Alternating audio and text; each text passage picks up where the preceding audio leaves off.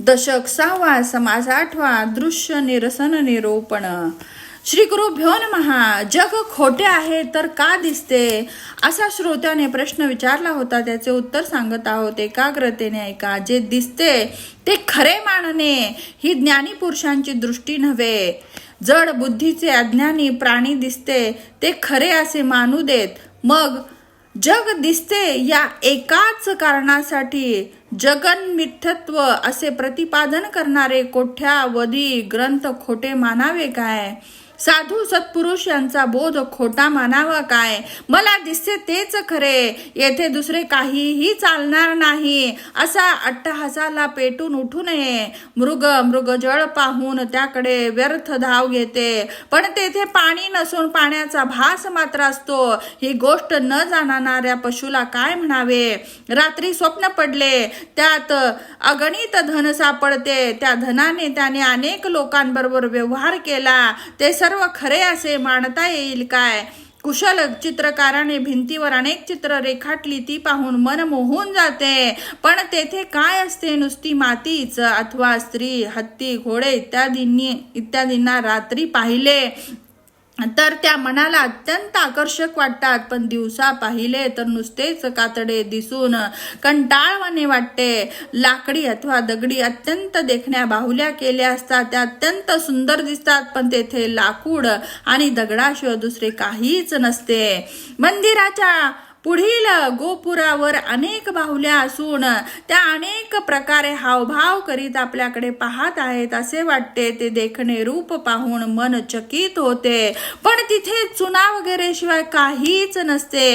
सुंदर दशावतार नाटकात सुंदर स्त्री नाचत डोळे मोडत पाहत असते, पण ती शुद्ध फसवणूक असते. वरील दृष्टांताप्रमाणे जग अनेक रंगांचे फारच खोटे आहे. तुला दिसणारे जग खरे वाटते, पण ते अज्ञान होय. खोटे असलेले खरे वाटत असले तरीही त्यांचा विचार करायला हवा ना, की भास होणार ते खरे असे मानावे. पौर्णिमेच्या रात्री सरोवराच्या काठावर उभे राहून वर पाहिले तर आकाश पालथे केल्यासारखे वाटते, पण पाण्यात पाहिले तर ते उताने पडल्यासारखे वाटते. हे दोन्ही मिळून झालेल्या आकाशाच्या गोलात चांदणे भरल्यासारखे वाटते. हे सर्व खोटेच ना. राजाने शिल्पकाराला बोलावून अनेक लोकांचे हुबेहूब पुतळे बनवण्यास सांगितले. ते पाहिले की प्रत्यक्ष ते लोकच उभे आहेत असे वाटते, पण ते सर्व खोटेच ना. डोळ्यात काही बाहुली नसली, पण जे पाहतो ते डोळ्यात उमटते. ते प्रतिबिंब खरे कसे? पाण्यात जितके बुडबुडे तितकी प्रतिबिंब दिसतात, पण क्षणात ते बुडबुडे फुटून गेले तरी ती खोटी रूप नाहीशी होतात. लघुदर्पणामध्ये एकाला 2 किंवा 4 हात त्याच प्रमाणात जास्त तोडे प्रतिबिंबित होतात, पण तेवढी तोंडे नसून एकच तोंड असते. तेच सत्य होय. नदीच्या उतारातून डोक्यावर ओझे घेऊन जाणारा पाण्यात उलटा भार घेऊन जाताना दिसतो. अचानक प्रतिध्वनीचा मोठा आवाज होतो. सरोवर किंवा तलावाच्या काठावर पशुपक्षी, माकडे, माणसे, वृक्षांच्या ओळी इत्यादी सर्व दोन्ही काठावर आहेत असे पाण्यात दिसते. एक शस्त्र जोराने फिरवले तर 2 दिसतात, अथवा धनुष्य इत्यादी दोरींचा टणत्कार केला की 2 दिसतात, किंवा आरसे महालातील सभेप्रमाणे दुसरी सभा दिसते. अनेक दिव्यांच्या ओळीमुळे अनेक सावल्या दिसतात. तद्वत ते सर्व विविध प्रकार खरे असल्याप्रमाणे वाटतात, पण ते सत्य असा विश्वास कसा ठेवावा? त्याचप्रमाणे माया म्हणजे फसवणुकीची जादू असून ती खरी आहे असे दिसते. जाणकारांनी ते सत्य असे मानूच नये. खोट्याला खरे असे समजायचे असेल तरी परीक्षक कशासाठी? असो, ज्ञानी पुरुषाची रीत अशीच असते बरे. मानवाची जादू विद्या बऱ्याच लोकांना खरी वाटते, पण शेवटी परीक्षण केले तर ती खोटी ही सिद्ध होते. त्याचप्रमाणे राक्षसांची माया आहे, ती देवांनाही खरी वाटते.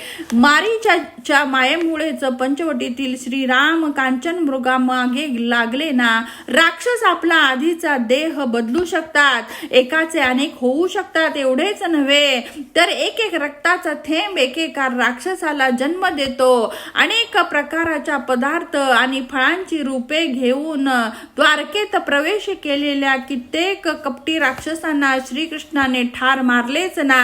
रावणाची कपट विद्या पहाना. त्याने सीता देवीची माईका शिर निर्माण केले.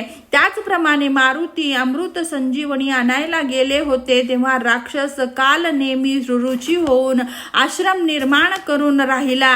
त्याचे कौतुक पहा. असे कपटी बुद्धीचे कितीतरी राक्षस देवांनाही आटोक्यात ठेवता आले नाही. म्हणून अवंतारिका शक्तींना जन्म घेऊन त्यांचा संहार करावा लागला.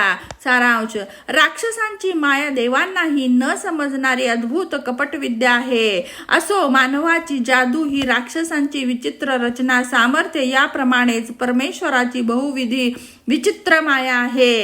हे तीनही खरे असे दिसतात, पण विचार केला की लगेच नाहीसे होतात. खोटे असतानाही सदैव भास होत असतात.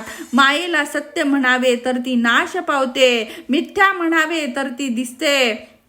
असे दोन्ही सांगण्यास मन शंका घेते, पण निश्चितपणे ती सत्य नाहीच नाही. माया खोटी असून ती दिसते.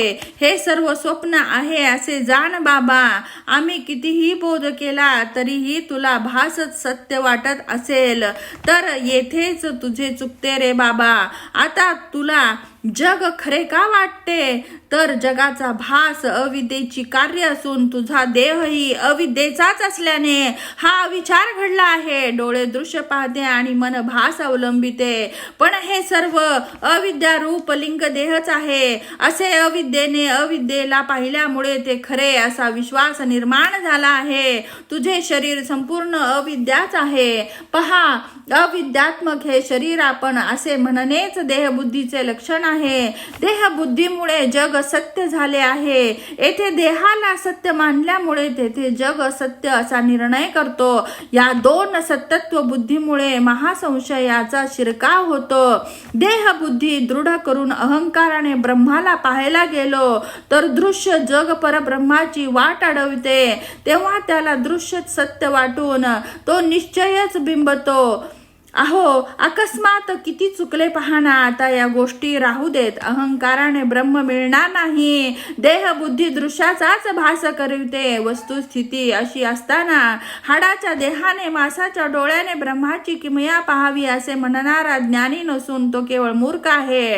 डोळ्याला दिसणे आणि मनाला भासणाऱ्या सर्व गोष्टी कालांतराने नाश पावतात ही गोष्ट निश्चितच आहे. म्हणून परब्रह्म दृश्यापेक्षा वेगळेच आहे. शाश्वत आहे ते ब्रह्म, अशाश्वत आहे ती माया.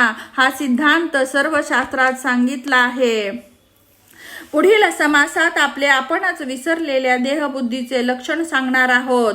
मुख्यत्वे आपण कोण हे जाणणे आणि अहंकार त्याग करून आत्माच आपण व्हावे म्हणजे सहजच समाधान अंतरंगात स्थिरावते. इति श्री दासबोधे गुरु शिष्य संवादे षष्ठ दशके दृश्य निरसन निरूपण नाम अष्टमहा समासः.